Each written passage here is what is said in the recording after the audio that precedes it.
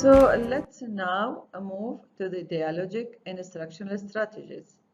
The dialogic instructional strategies include reflection, collaboration and social negotiation, and articulation.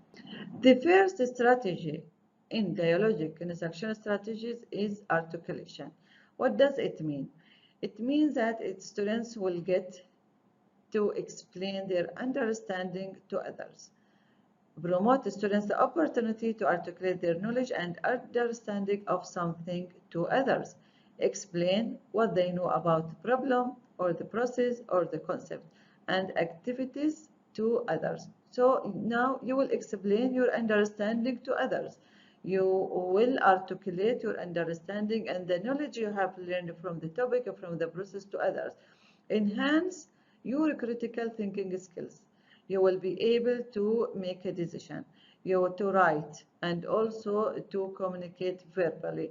As the students articulate their understanding to one another, they share multiple perspectives and ideas among each other. So this is like exchanging ideas, exchanging concepts.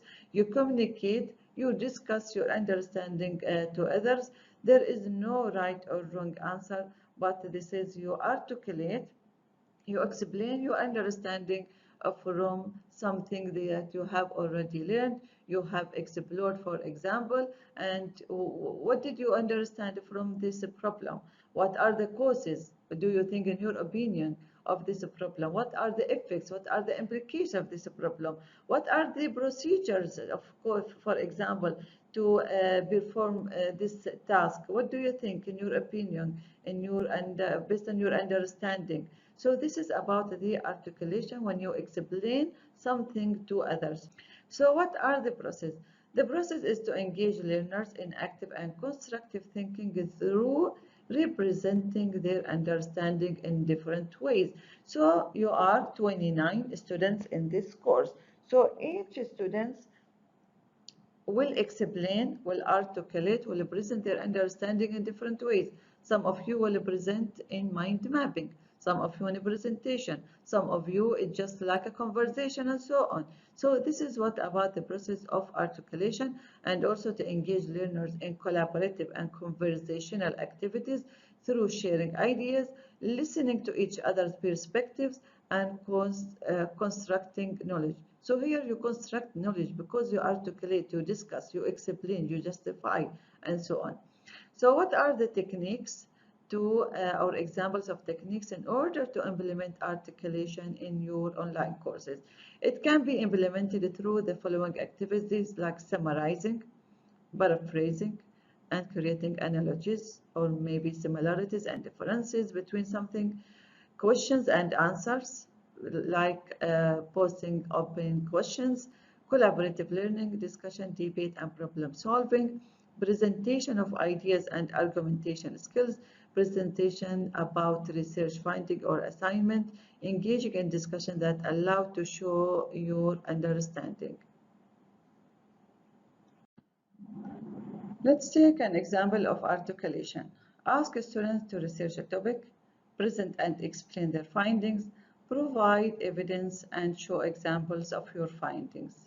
The other strategies under dialogic and instructional strategies is collaboration and social negotiation. What does it mean? It involves interaction among learners to maximize their learning, interchange ideas between participants, creating ties between participants during the learning process, constructing knowledge through interaction that embedded through social negotiation and discussion and communication. The social negotiations include communication, exchange of information, dialogue, working to overcome challenges where learners work together to attain their learning goals. So collaboration and social negotiation about conversation, discussion, exchanging ideas, sharing knowledge and concepts. For example, social negotiation, work together, it should be under cooperative learning and active learning.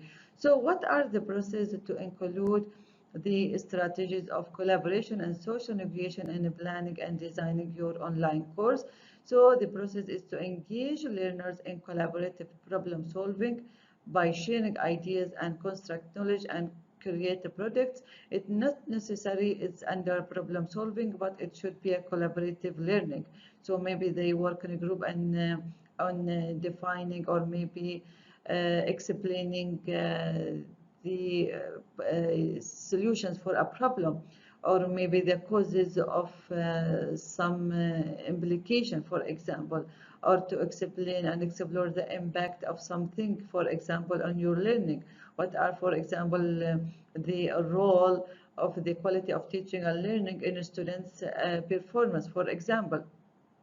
So this is about the process, and also to engage students in authentic learning where they can collaborate to solve real-world problems, and also to engage students in intentional learning where they work collaboratively to accomplish a goal and fulfill a personal intention.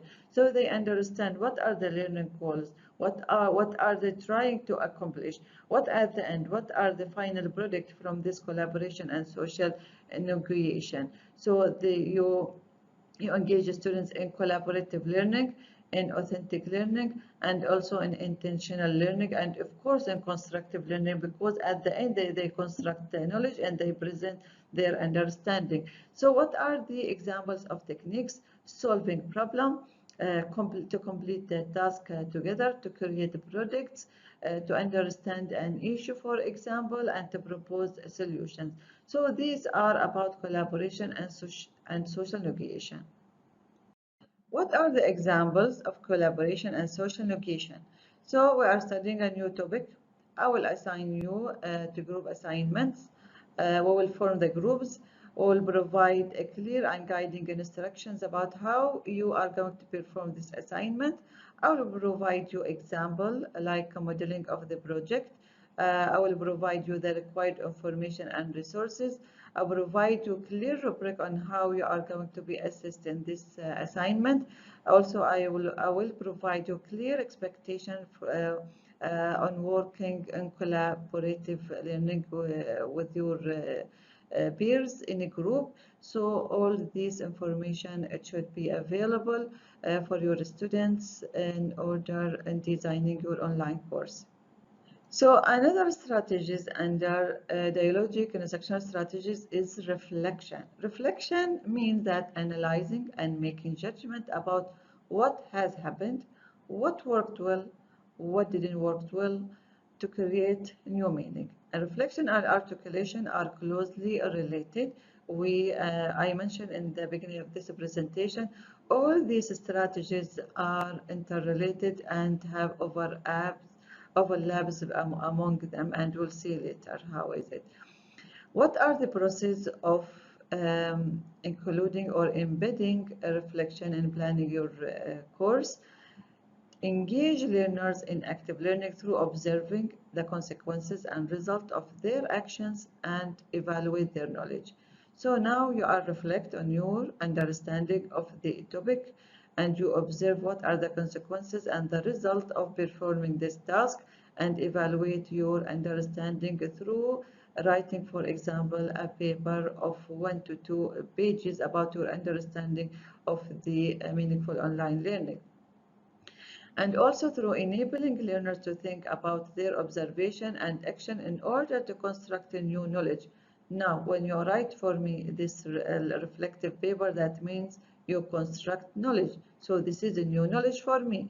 And also you will engage in intentional learning with the goal of analyzing one's action for further improvement. So I will ask you in this reflective paper, what are the area of improvement I can improve on my course in this distance education. So now you are give me idea and concept based on your understanding, based on your experience, how I'm going to develop my online course distance education and the use of internet.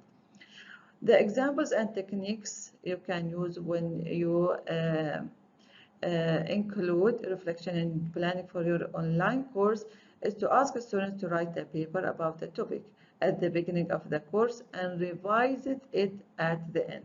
For example, in other courses, I ask students to write the first draft of teaching philosophy statement and from week 4 until week 9 they are revising their teaching philosophy. So this is one example of reflection strategy you can include in your online course. Other example, I will ask you to post in a blog to reflect on your understanding of distance education, the implication of collaboration and discussion in online learning, and how these strategies can enhance students' learning. So now you will contribute to a blog post. So now you are constructing knowledge, you are active participant in the learning process, you construct knowledge, and you reflect your understanding. I will know now what it worked, what didn't work, what are the area of improvement in this course, what are the implications, and how these strategies enhance students' learning. I hope the reflection strategy is clear to all of you.